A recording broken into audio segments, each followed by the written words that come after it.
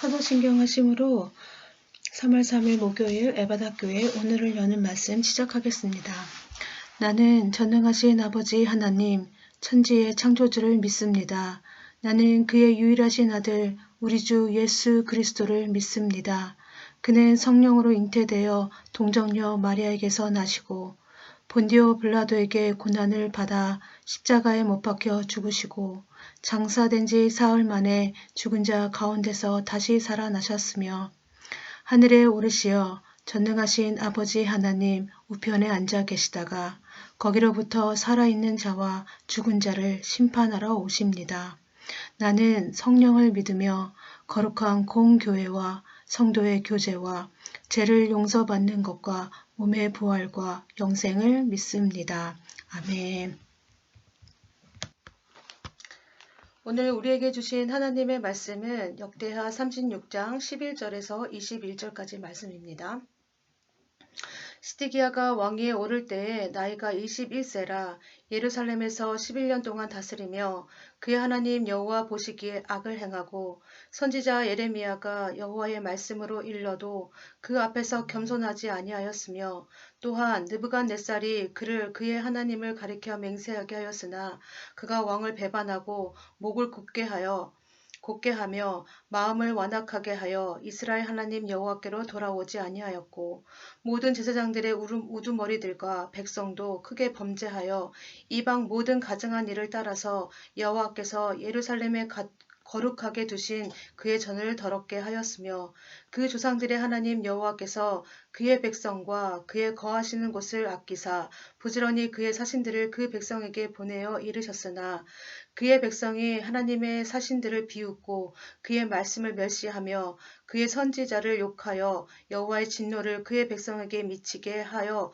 회복할 수 없게 하였으므로 하나님이 갈대아 왕의 손에 그들을 다 넘기심에 그가 와서 그들의 성전에서 칼로 청년들을 죽이며 청년 남녀와 노인과 병약한 사람을 긍휼히 여기지 아니하였으며 또 하나님의 전에 대소 그릇들과 여호와의 전에 보물과 왕과 방백들의 보물을 다 바벨론으로 가져가고 또 하나님의 전을 불사르며 예루살렘 성벽을 헐며 그들의 모든 궁지를 불사르며 그들의 모든 귀한 그릇들을 부수고 칼에서 살아남은 자를 그가 바벨론으로 사로잡아 가매 우리가 거기서 갈대아 왕과 그의 자손의 노예가 되어 바사국이 통치할 때까지 이르니라.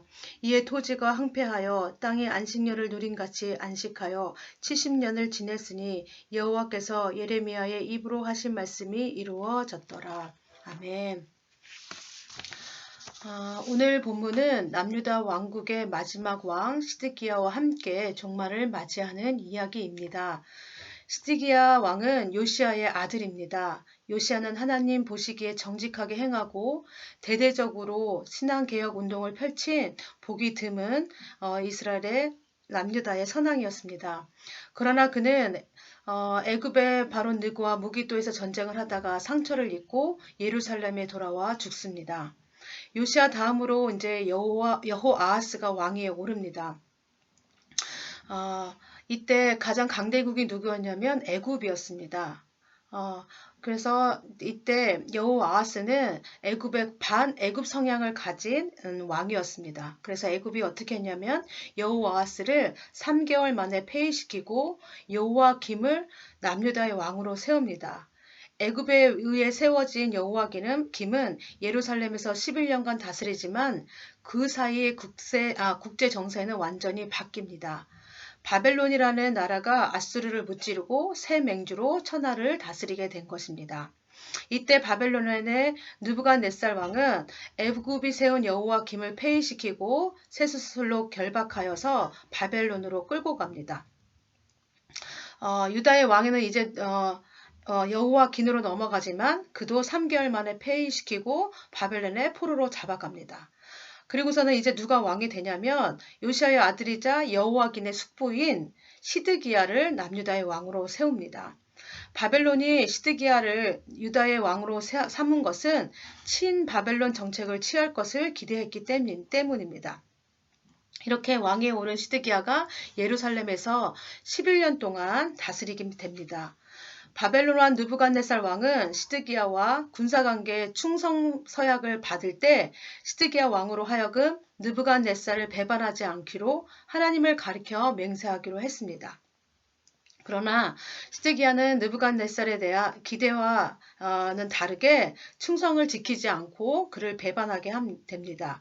그래서 13절 말씀을 보면 또한 느부갓네살 왕이 그를 그의 하나님을 가리켜 맹세하게 하였으나 그가 왕을 배반하고 목을 곧게 하며 마음을 완악하게 하여 이스라엘 여호와께로 돌아오지 아니하였고 라고 말씀합니다. 이것은 느부갓네살 왕과 또 시드기야에 대한 예언은 하나님께서도 계속 예레미야를 통해서도 계속 말씀하셨던 내용입니다. 그 내용을 살펴보면 하나님께서 예루살렘 성을 바벨론 느부갓네살 왕의 손에 붙일 것이다. 그러니 너희는 애굽을 의지하지 말고 바벨론에게 항복하라는 말씀을 계속해서 들려주십니다.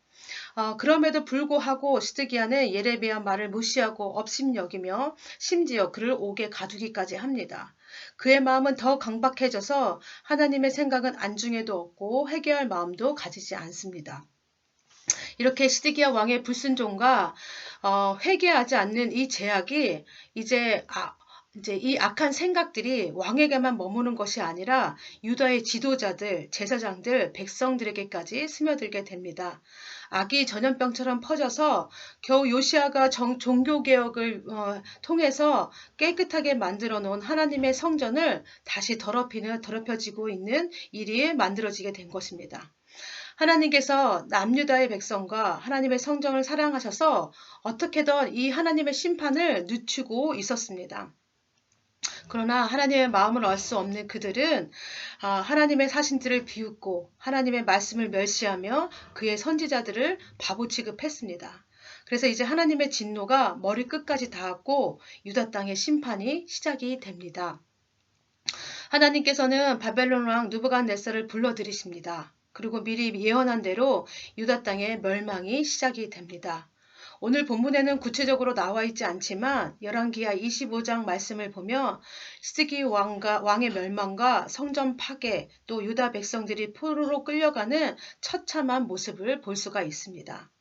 바벨론은 시드기야의 아들들을 그의 아빠 시드기야가 보는 앞에서 죽이고 맙니다. 그리고 시드기야도 어떻게 되냐면 두 눈을 뽑고 쇠사슬로 그를 결박하여서 바벨론으로 끌고 갑니다.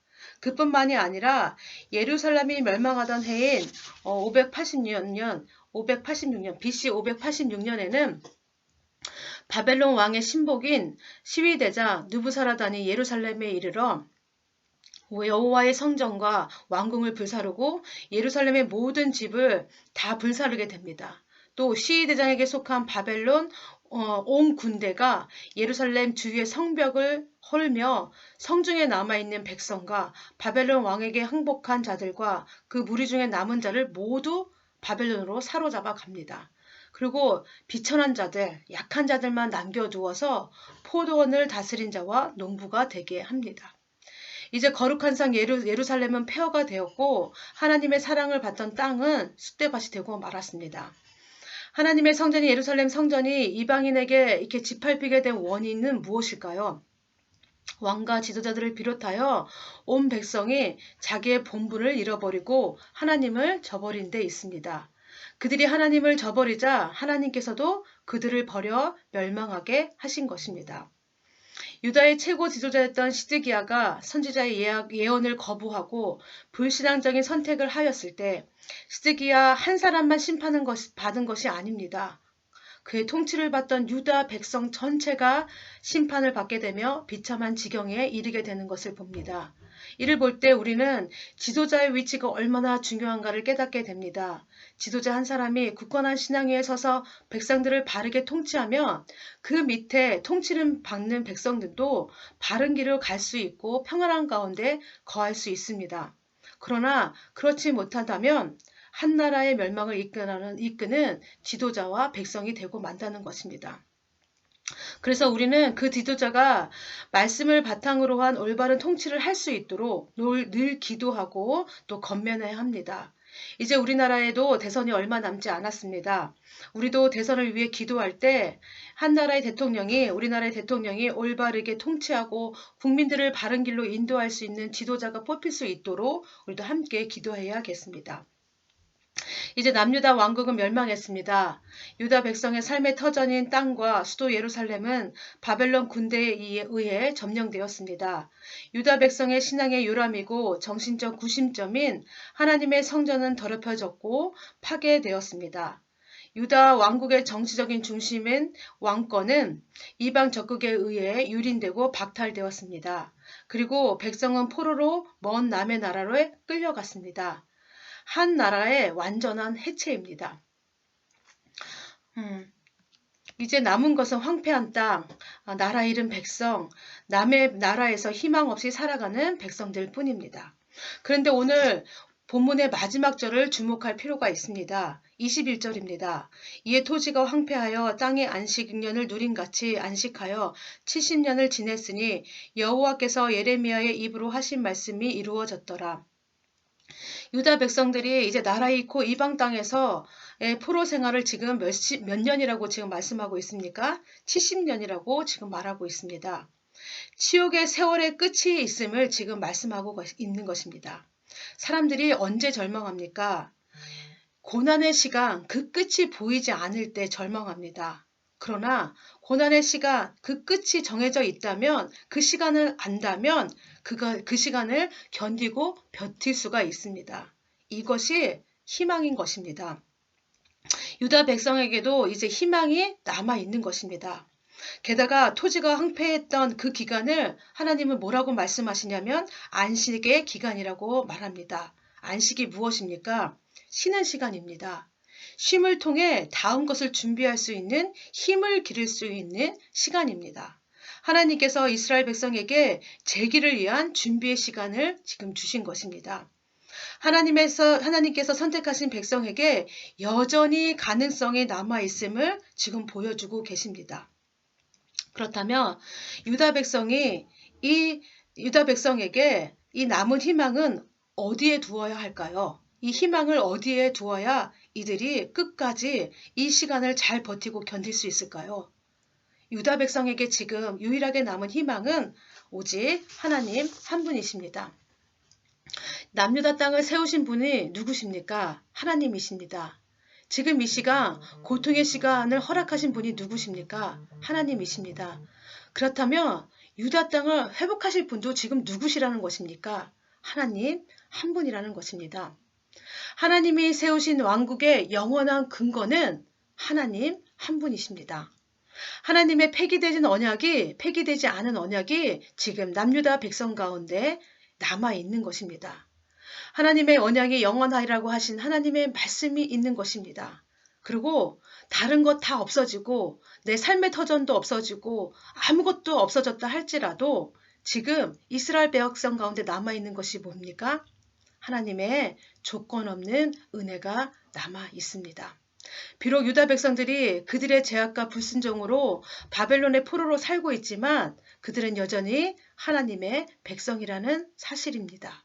하나님께서 절대로 그들을 놓지 않고 계시다는 그 은혜인 것입니다. 여러분, 이 백성이 지금 잘못한 게 있으면 통해 자복하는 심정으로 하나님의 긍휼과 용서를 빌며 두 손 들고 하나님께 나가기만 하면 됩니다. 하나님은 항상 자기 백성의 죄를 용서하시고 안아주실 준비가 되어 계신 분이십니다. 그래서 이스라엘 백성이 포로 생활 가운데 그 고통 가운데에서 해야 될 일은 뭐냐면 계속해서 하나님을 찾고 찾는 것입니다. 그렇게 하나님을 찾고 찾다면 어떤 시간이 온다는 것입니까? 하나님께서 70년 후에 이 포로 생활에서 해방하여 진정한 자유, 자신의 땅으로 돌아갈 수 있는 그 은혜를 주신다고 하는 약속인 것입니다. 여러분, 우리에게도 폐기되지 않은 하나님의 언약이 있습니다. 내가 하나님의 자녀라는 사실입니다. 하나님의 자녀는 하나님께서 돌보시고 끝까지 함께 하신다는 그 약속이 우리에게 남아 있습니다.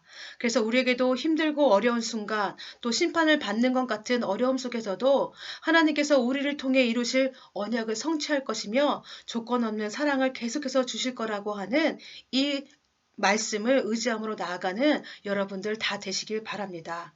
그래서 오늘 하루도 이 하나님의 조건 없는 사랑, 폐기되지 언약들을 기억하면서 하나님의 은혜를 기억하며 사랑하는 에바다 교회 성도님들 다 되시기를 바랍니다. 우리 이 시간 함께 기도하겠습니다. 먼저 기도하실 때 하나님을 경외하고 국민들을 올바르게 인도할 수 있는 대통령이 뽑혀서 우리나라가 정의롭고 평화로운 나라가 되게 해달라고 기도해 주시고, 두 번째는 힘들고 어려운 상황 속에서도 우리의 유일한 희망 되시는 하나님을 바라보며 의지하는 우리가 되게 하여 주시옵소서 기도해 주시고, 세 번째 우리 공동체 기도는 이기영 목사님이십니다. 우리가 이렇게 함께 기도하시고 주기도문으로 모든 예배 마치겠습니다.